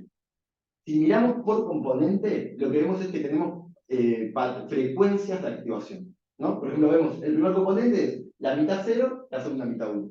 Segundo componente es un cuarto 0, cuarto 1, cuarto 0, cuarto 1. Tercera componente, ¿verdad? Y así vamos teniendo distintas frecuencias de activación, o sea, distintas frecuencias de cambio entre 0 y 1. Lo que proponen es una idea similar utilizando senos y cosenos, y llevando eso de un espacio binario a un espacio continuo. Si llevásemos el espacio binario, no tendríamos gran poder de representación. Al llevar un espacio continuo, para arrancar tenemos mayor poder y además o sea, podemos hacerlo dimensión arbitraria, ¿verdad? Y entonces ahora a nuestros word embeddings iniciales les podemos sumar estos positional embeddings que habla de la posición en la que está. Es como una etiqueta rígida, ¿no? Siempre la posición 1 va a tener, el de la posición 1, la posición I va a tener ese valor fijo. Está, bien. Hasta acá tenemos todo lo necesario para el bloque de transform. El bloque de transformer es, para nuestra entrada, una capa de step attention. Esto que vemos acá es una conexión residual. Hasta ahora, nuestro modelo, la salida la consumía la capa siguiente. Lo que hacemos acá es una conexión por el costado, que eso es lo que ayuda al gradiente. Lo que hace es que el gradiente funcione mejor. El gradiente se porta mejor con la suma que con una composición, o sea, al menos se desaparece ese producto. Entonces, después tenemos esta capa de normalización. La capa de normalización lo que hace es, al vector lo lleva a norma 0 de alianza 1, y después lo vuelve a trasladar y a amplificar o a reducir, o sea, lo vuelve a normalizar, digamos, con dos valores, gamma y beta, que son aprendidos durante el entrenamiento. Es decir, lo normaliza y después lo lleva a cierta norma que lo aprende, que se ajusta durante el entrenamiento. Después viene una capa feed-forward, que fue la que vimos al principio, con una conexión residual, y otra capa de normalización, y ahí sale nuestra I sub n. Ese es el bloque. Una pregunta. Sí. En la de self-attention es que está el multi-G, o sea, son muchas Sí. capas, muchas Sí. aplicaciones de todas las materias. Sí, sí, sí. Sí, acá está nuestro multi-head self-attention. Se queda dentro de un montón de capas. Un montón de capas y que después se le reduce la dimensión. Y después se normaliza, se aplica una feed-forward, se normaliza y esa es la I. Eso le llaman bloque transformer. Y esta es la arquitectura que... El gamma beta, ¿por qué no precisa? Es una pregunta muy buena. De hecho, da para preguntarse qué pasa si uno lo saca. Y que, No, da la impresión de que una transformación lineal, digamos, la capa superior la aprende, como que no lo precisas. Es más claro conceptualmente saber dónde está, digamos.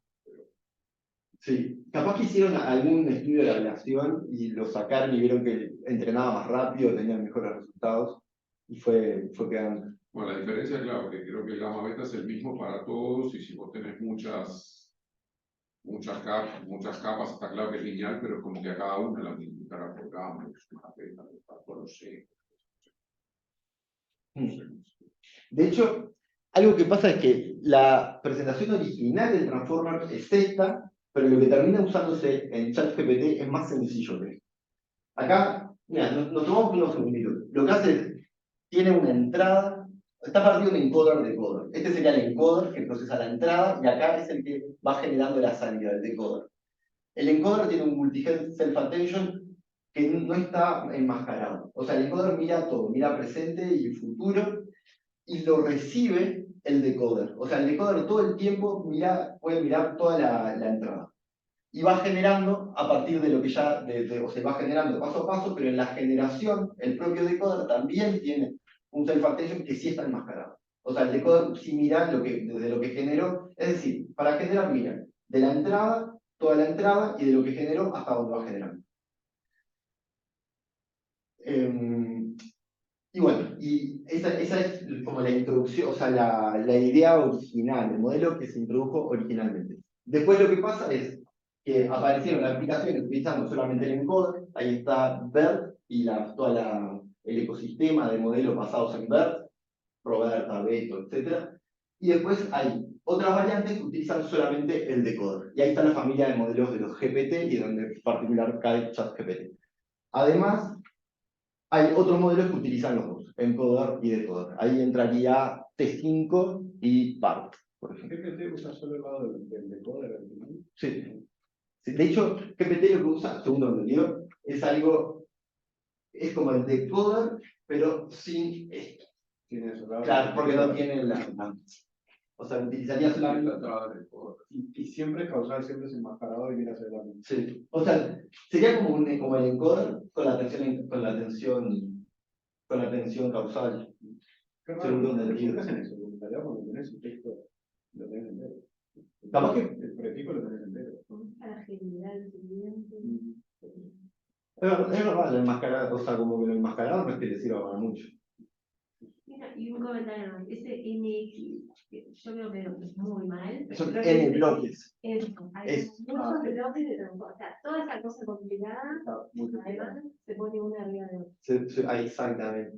O sea, no queda claro cómo llegamos a Anda. eso, porque el paper Attention is All You Need ya presentó este modelo con todos estos pedazos que estuvimos viendo a lo largo de todo este rato, ya con todo eso. Y fue como un salto respecto al vegante. ¿Cómo llegaron a todo eso? Sí.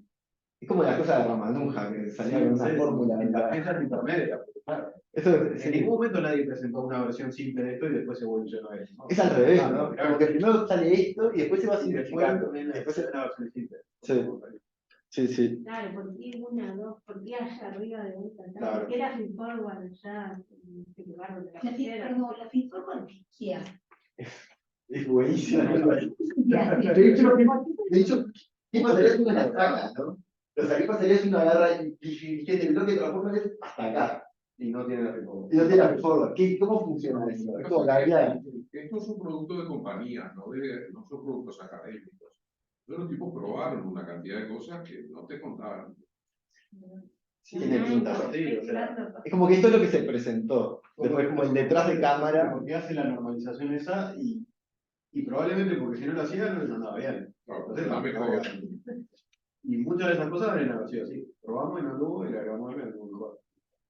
Capaz que tiro de golazo, ¿no? Capaz que fue algo que venía tan ligado al mundo de las redes neuronales que como una red tenemos que tener y parten de esa feed forward y como que quedó desde un principio y terminó quedando. Capaz que si uno la saca y queda con algo puramente de self-attention, incluso de repente en que la ve, pero cómo se generan los valores, si pasa a ser otro tipo de B, que no es una proyección, sino que se pone una no linealidad ahí, capaz que se tiene un bloque de transformer más eficiente y más eficaz. Estoy tirando tipo, de fruta, ¿no? Una pregunta, ¿cuánto hay abierto de esto? Que ustedes pueden... Bien, hasta este punto es todo bastante abierto. Se empezó a, según lo entendido, a cerrar la cosa con GPT, en particular GPT-2, 3.5 de hecho. Claro, pero a pesar de ser abierto, la capacidad de cómputo que requiere quizás va a ser prohibitivo. Es bastante prohibido.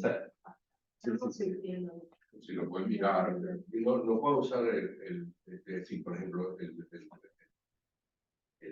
centro de cálculo aquí de paralelos.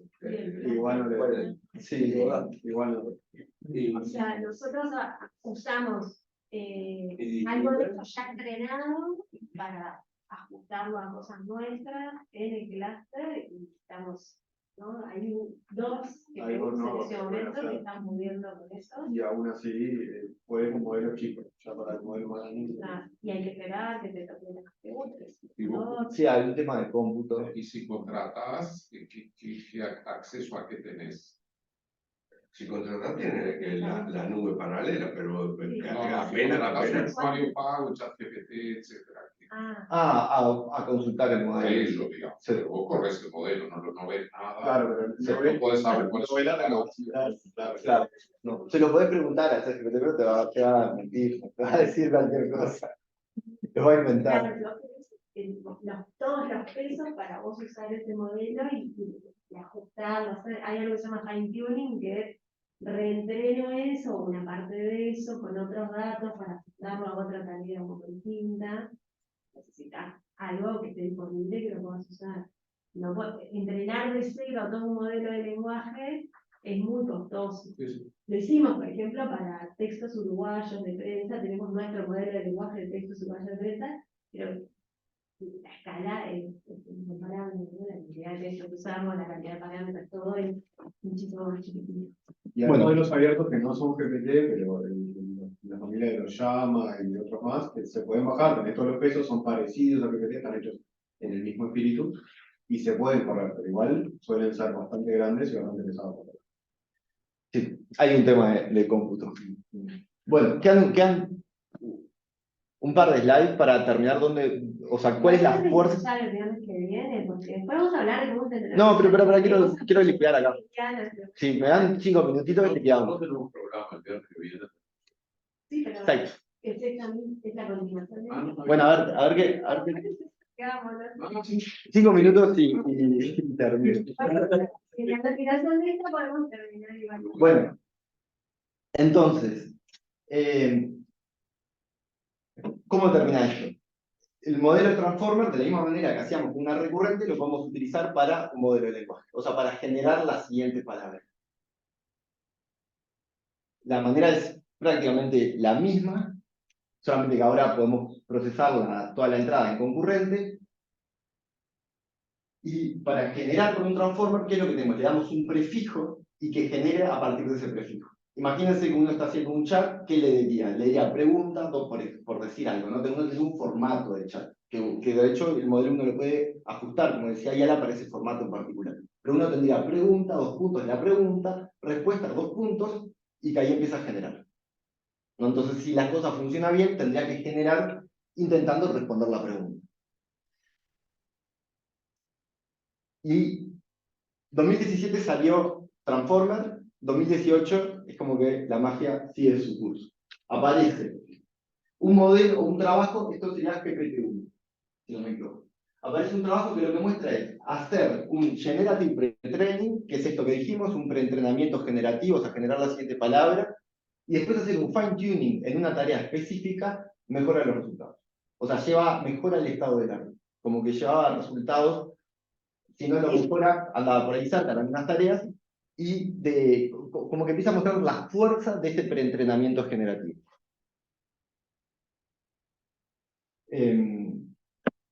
No nos detenemos, pero básicamente ahí lo que dice es que para el preentrenamiento generativo tenemos muchísimo texto disponible y para las tareas tenemos muchísimo menos, y lo que muestra es que bueno, que con ese poquito texto se llega a buenos resultados. Porque en el anterior eran todos de Google y son todos de OpenAI. Sí, tal cual. Acá OpenAI empieza. Y acá es donde viene lo fuerte. Que los modelos de lenguaje son future learners. O sea, ¿qué es lo que hace acá? Acá dice, mira, este abstract vale la pena mirarlo entero. Dice, los trabajos recientes muestran ganancias sustanciales en procesamiento de lenguaje natural, utilizando benchmarks, los benchmarks de procesamiento de lenguaje natural a través de preentrenar un modelo en un corpus grande, siguiendo de una tarea de fine-tuning en la tarea específica. ¿No? Tenemos nuestro modelo grande entrenado, eso es lo costoso, lo que cuesta, lo que lleva tiempo y cómputo, en una tarea más específica hacemos fine-tuning, eso es lo que venía funcionando mejor. Entonces dice, por el contraste, los humanos aprendemos a partir de unos poquitos ejemplos e instrucciones. Algo que los modelos actuales les cuesta, los modelos actuales de procesamiento de lenguaje les cuesta hacer. Y entonces acá empieza lo bueno. Dice, en este trabajo presentamos GPT-3, un modelo con 175 billones de parámetros, bla, bla, bla, y lo que tenemos es GPT-3 es aplicado con ningún tipo de actualización del gradiente, o sea, ya no tenemos ningún tipo de fine-tuning, tenemos nuestro modelo preentrenado, y en tareas dándole few shots, que ahora vamos a ver lo que son, le damos un conjunto de ejemplos, puramente a través de interacción de texto. O sea, le damos los ejemplos en el texto y le pedimos al modelo que genere, sin ningún tipo de ajuste particular para la tarea. Y lo que vemos es que GPT-3 llega a una performance muy buena en muchas tareas de procesamiento de lenguaje, incluyendo traducción, respuestas a preguntas, y la tarea de closet, no sé si hay una traducción en español, es elegir la palabra que más te separa de las otras, el conjunto de palabras, si no me equivoco. Y bueno, a su vez de un conjunto de tareas que requieren razonamiento del momento y adaptación. También se identifican algunos datasets donde GPT-3 no es tan bueno, que ahí falla, pero al final termina diciendo que GPT-3 puede generar ejemplos de noticias donde los evaluadores humanos tienen dificultad de distinguir si los artículos fueron escritos por humanos y que discuten impactos sociales sobre el modelo. O sea, bastante sorprendente, ¿no? Como que un modelo que entrenado puramente a partir de texto es capaz de resolver tareas dándole las indicaciones en el texto y sin ningún tipo de ajuste particular para la tarea que se está enseñando.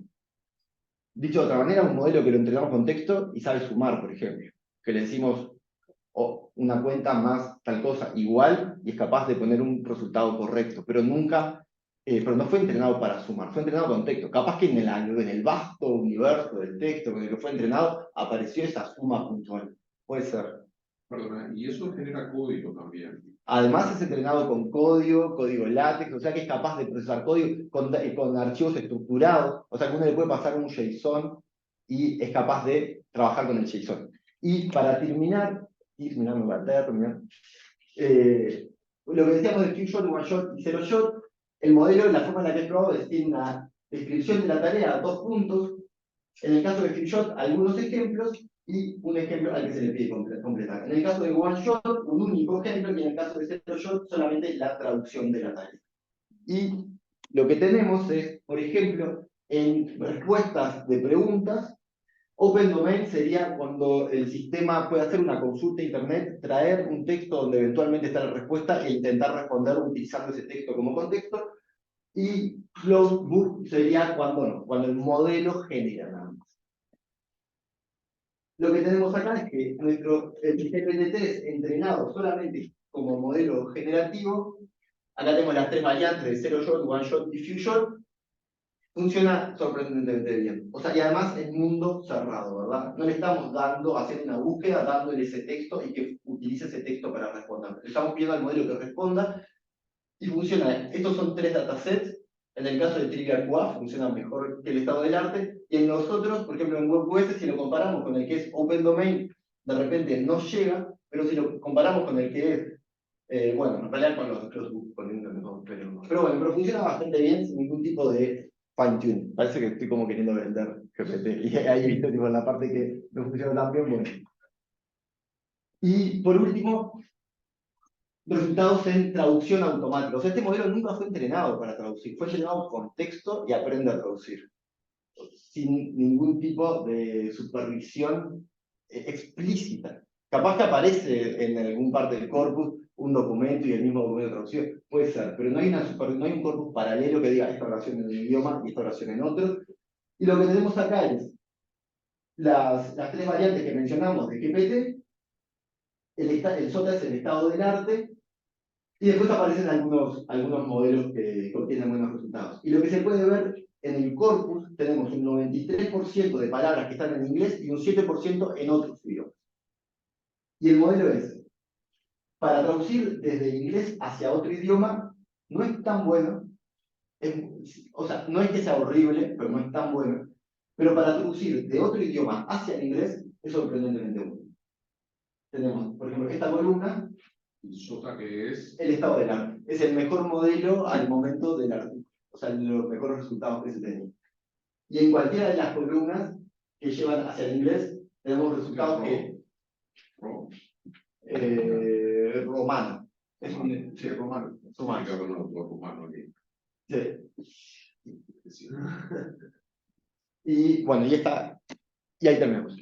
O sea que, para terminar, lo que termina pasando es que este modelo que uno entrena para predecir la siguiente palabra con un modelo transformer y alguna de las particularidades que comentamos, alcanza esta capacidad de resolver problemas de manera bastante sorprendente y lo que le vale la popularidad de ChatGPT, ¿no? Que se hizo popular tan rápido cuando uno interactúa con él y queda sorprendido con el tipo de respuestas que le da. Y eso.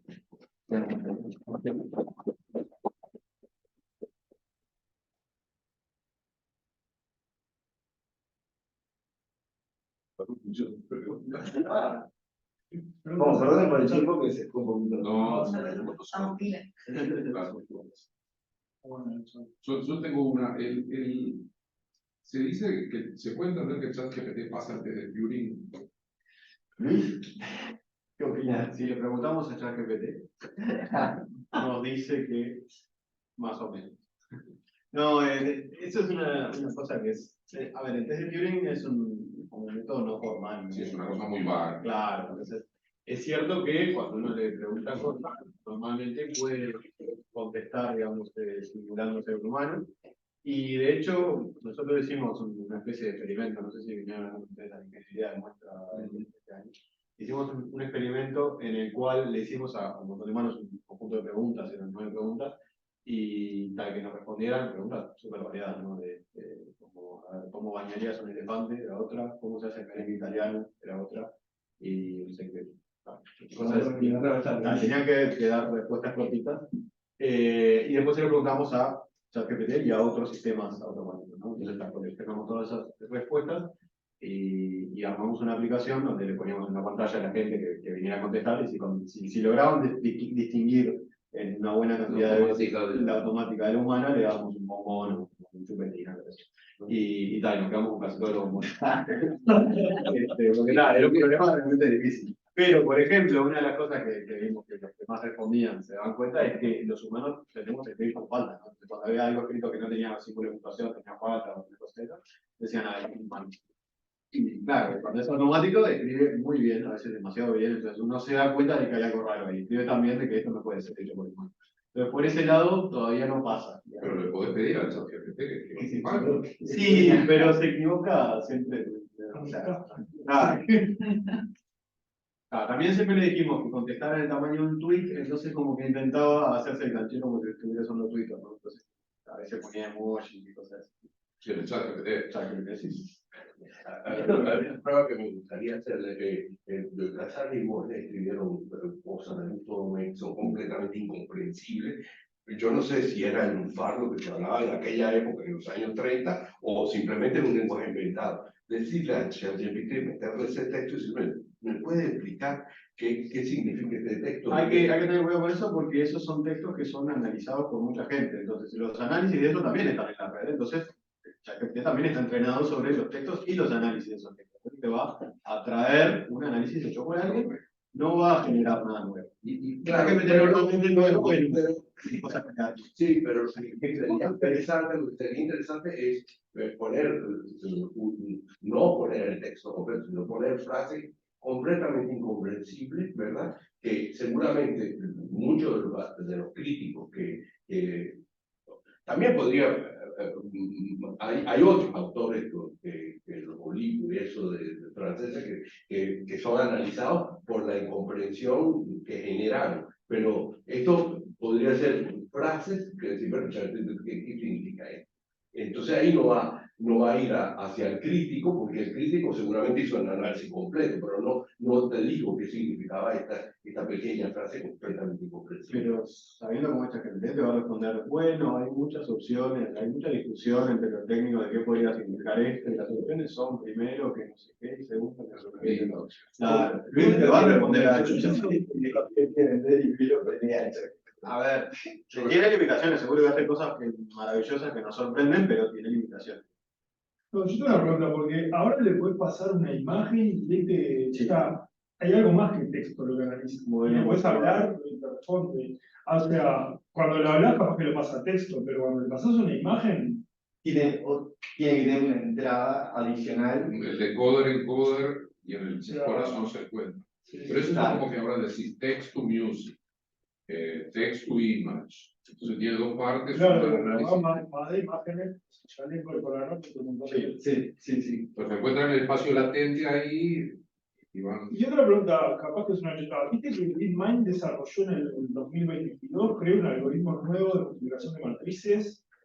Mejor que el algoritmo de Strassen, que es el que se usaba de los 60, desarrollaron usando TensorFlow, no sé qué, un algoritmo de multiplicación de matrices que le bajó casi el orden.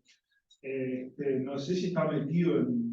Es muy probable, pero yo no lo conozco, como que está un poquito más alejado. Salió un paper en Nature, fue como una revolución. Es que si esas cosas se usan, generalmente están metidas adentro de la GPU. La GPU puede presentar, vos le decís, tengo una potencia, multiplicarla como mejor te salga y está. Y vos decís que la GPU ya incorporan. Ese tipo de mejoras están ya incorporadas dentro de la GPU o de la librería que se puede hacer.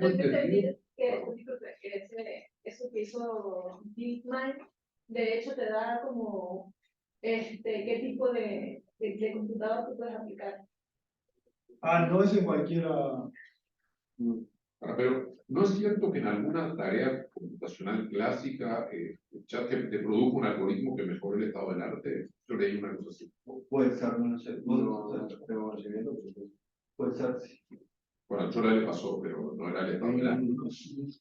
No, y otra pregunta. ¿Hay traza, digamos, de universo de entrenamiento de esto? ¿O ya pasó todos los límites de lo imaginable? Es decir, ¿está documentado? Hasta GPT 3.5 había datos, el GPT 4 creo que ya es todo más difuso y no, como que, claro, ahora empieza a haber el secretismo de como que son empresas y quieren mantener sus cosas medio secreto, entonces como que ya no revelan sobre qué cosas estaban. Tiene el nombre igual, ¿no? Sí, bueno, hasta GPT 3.5 por lo menos había datos y lo vamos a ver la me parece que ya tenés un montón de datos. De repente aparece alguno de la competencia, como lo del AMA, que sí publican más datos, como para la academia. Pero se empieza a dar esa. Y una pregunta, ustedes como investigadores, digamos, que están desde la universidad tratando de aportar o entender ese proceso donde compiten con robots, digamos, ¿cuál es la reflexión que nos dejan? Yo no soy más indicado para responder eso. No, es un campo donde vos pensás hacer algo y tus medios, tus recursos. Sí, igual A ver, estos modelos funcionan muy bien, están buenos porque sorprenden con la clase de cosas que pueden hacer, pero no son el estado del arte. Cuando vos tenés un conjunto de datos y querés entrenar otro tipo de modelos para ese conjunto en particular y obtener buenos resultados, en general andan mucho mejor que Los específicos. Claro. Si vos tenés, no sé, 10.000 datos y los partís en 9.000 para entrenar y 1.000 para testear y eso, cualquiera de los modelos, siguen siendo neuronales, ¿no? Pero anteriores a estos modelos generativos, andan mejor. Con GPT lo que pasa es que podés, con unos pocos ejemplos, podés hacer cosas que antes no podías. Pero Ahora, ¿es una cuestión de tiempo? No sabemos, porque bueno, en algún momento se va a acabar la cantidad de texto que hay disponible también, digamos. Va a empezar a entrenarse sobre texto creado por él mismo, lo cual es una porquería, pero bueno, va incrementando su capacidad. Y tal, no sé qué tanto más pueden escalarlo. O sea, hay por ahí un rumor de que no sale la siguiente versión de GPT porque ya no tienen posibilidades de escalarlo más. O sea, haciéndolo más grande no obtiene mejores resultados. Entonces, como que no están. De hecho, yo creo que hubo una filtración de ellos de que el ChatGPT 4 no fue una actualización del 3.5. O sea, tuvieron que colocarles cosas fuera de él para sacar el. Sí, se dice que GPT-4 en realidad, claro, son varios modelos hechos como para distintas cosas y es como un ensamble que bueno, responde dependiendo de lo que vaya a estar. Y hay una idea del texto disponible para entrenar en el universo, como eso cuando vieron los físicos y que hay tantos átomos en el universo. No, pero es interesante verlo, ¿no? ¿Cuál es la cantidad de texto disponible? Porque hay texto que está oculto, ¿no? Dentro de Facebook y cosas. La gente, o WhatsApp, ¿no? La gente escribe cosas y no quedan públicas, entonces es imposible recopilarlas, salvo para las empresas particulares. Y en general las empresas dicen que no usan ese texto oculto. ¿Hay que creerles o no? A menos que sea de ellos, ¿no? No, se supone que no lo usan. No entiendo. Se supone que no lo usan, sería súper peligroso, digamos, entrenar cosas con texto que escribe la gente privado, porque después los modelos a veces memorizan las cosas, claro, y empezás a decir algo sobre fulanito y te van a salir los resultados negociados y cosas de ese estilo. Y tal, estaría bueno. Este último me impresionó mucho la tabla, probablemente por mi ignorancia argentina, pero una cosa que me impresionó también dentro de la charla fue aquello cuando tú dices, está entrenado por texto y sabe escribir. La pregunta es, ¿hasta dónde el texto puede construir un razonamiento lógico formal? Es decir, ¿hasta dónde puede llegar más allá de la suma, de la multiplicación, de calcular una integral, etcétera? Que son cosas a las que efectivamente puede tener acceso. Yo no sé cómo, tú lo dijiste muy bien, no sabes cómo, pero el texto lo lleva a sumar. ¿De qué forma podrá en la evolución del análisis de texto llegar a deducir, a tener demostraciones lógico-formales? Porque parecería que entonces lo que hace es que copia lo que alguien pensó, pero no la creación de nuevo conocimiento, no la deducción de nuevo conocimiento a partir de cierto tipo de axiomas. Nuevo conocimiento no redundante, sino realmente nuevo. No sé. Ahí, Chichi, hay un ejemplo que es si le pedís que multiplique dos números de 3 cifras, que casi siempre se equivoca. Pero si le decís que lo haga aplicando la distributiva, ahí lo hace bien, porque descompone el segundo y te hace la multiplicación y suma. Entonces, eso es un poco lo que, en realidad, si le pones así nomás, no es que razona y se ata. Si me pones una multiplicación, tengo que, o sea, todavía lo tenés que asistir para que haga, para que razone, entre comillas, ¿no? O sea, para mí ahí va un poco, está lejos todavía de eso. ¿Cuál es realmente el límite de la capacidad que tiene? Es una pregunta de. Porque en teoría, digamos, vos le das números de 2 dígitos, lo suma bien, de 3 dígitos a veces bien, a veces mal, pero si fuera más grande el modelo, capaz que de 3 dígitos lo hace bien, y de 4 lo hace mal, o al revés. O sea, es una cuestión de que cuanto más grande, mayor cantidad de dígitos, bueno, en algún momento, si realmente razonara, debería leer que en algún lado está el algoritmo de cómo se suman los números y aplicarlo y poder sumar de cualquier cantidad de dígitos. Hoy no lo hace, y es una pregunta abierta si va a ser capaz de hacerlo en algún momento, ¿no? Si va a poder hacer y si va a poder generar conocimiento nuevo, es otra pregunta que claro, todavía pasa no que está. hay que definir qué es conocimiento nuevo, ¿no? Claro, yo soy lógico formado, decía, al conocimiento lógico formado, porque conocimiento nuevo. Deducciones simples ya hace, ¿no? Pero está. Y la pregunta del millón, digamos, cuando empezó Norbert Wiener a hacer computadoras, querían imitar el cerebro humano, ¿no? Se dieron cuenta que no podían y hicieron otra cosa. Ahora, digamos, ¿cuán diferente es un cerebro humano de estos No tiene nada que ver el cerebro humano con este sistema.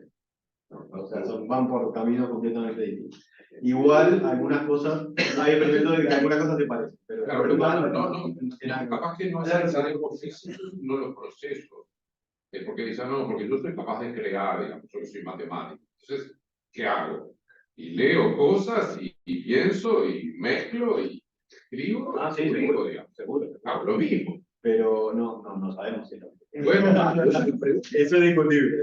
Escuché un trabajo que no lo he leído, pero lo escuché a través de otro compañero, que muestran por un lado el cerebro y patrones de activación del cerebro frente a ciertas actividades, y por otro lado, el peso de usar GPT se parece combinación.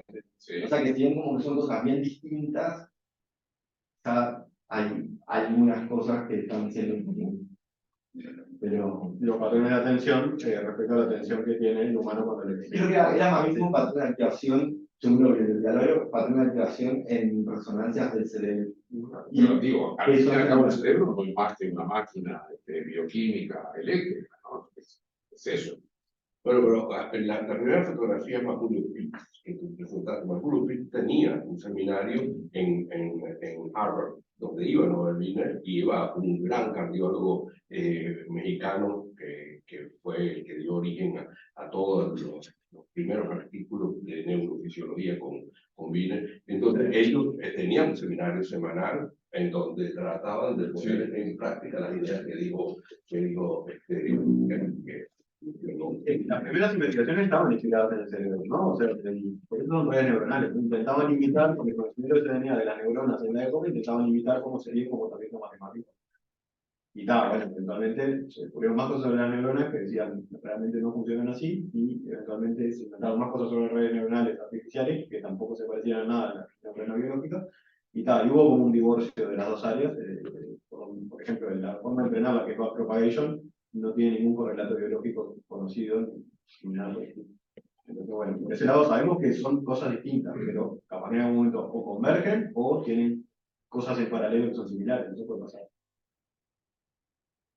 No, yo lo que voy es a eso que llaman creatividad. No sé bien qué es, ¿no? Ni para nosotros tampoco, ni digamos, reflexionan sobre eso. No sé, yo le puse, teníamos una discusión, estábamos corrigiendo matemática 1. Encajé la letra del ejercicio, lo resolvió, además instantáneamente. Entonces vos estás poniendo un examen a un chiquilín que en realidad ya no es lo de la calculadora, digamos. Es el examen con la letra, ¿no? Haceme esto, la tangente, da esto. Matemática 1. Para enseñanza es todo un problema porque, bueno, los estudiantes pueden perfectamente hablar con el coso y obtener la solución. Entonces no queremos que hagan eso, ¿no? Queremos que piensen ellos en la solución.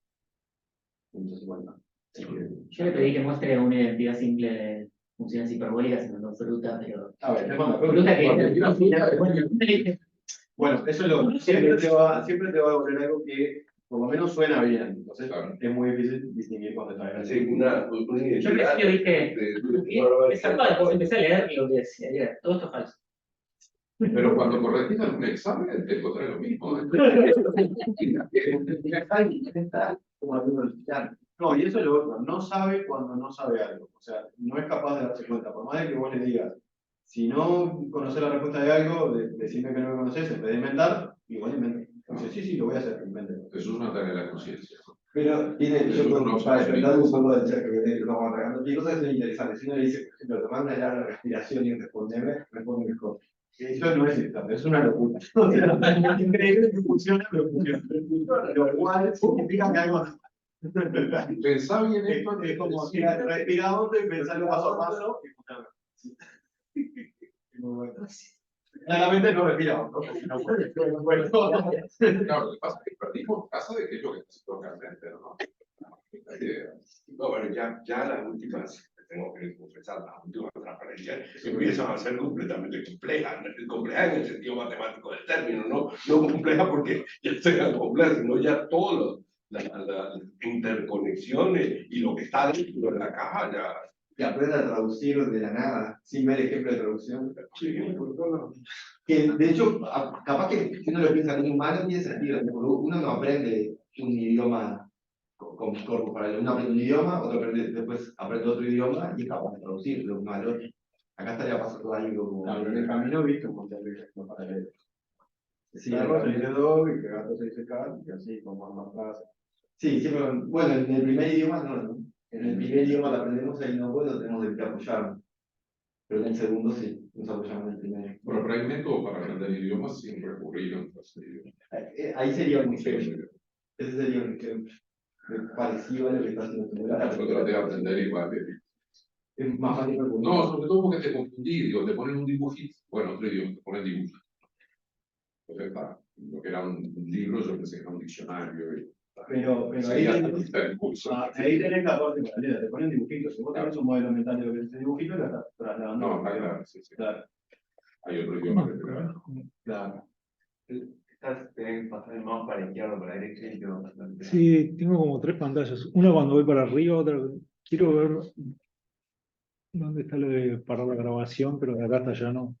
creo que el cuadradito allá, ¿no?